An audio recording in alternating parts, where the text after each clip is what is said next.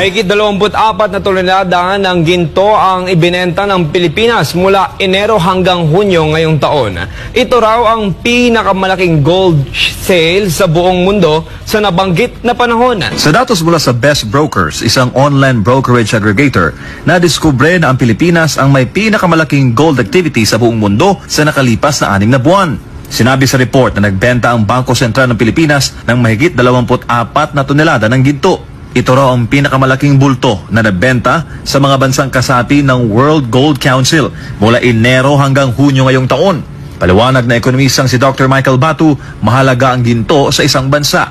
Halimbawa, kung gaano karami yung silver at gold na meron ng isang bansa, ganon ang measure kung gaano ka-valuable yung kanilang ekonomiya. Buwan ng Agosto ngayong taon, pumalo sa $2,500 per ounce o katumbas ng 140,000 pesos ang bentahan ng ginto. Pumatak naman sa $2,636 per ounce ang presyo ng ginto ngayong buwan o mahigit 140,000 pesos.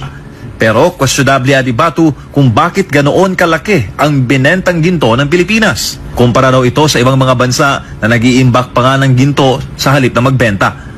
Ang issue dito is baka mas sobra-sobra yung pagbenta natin ng dollars na maubusan tayo ng ammunition, maubusan tayo ng bala to the point na wala na tayo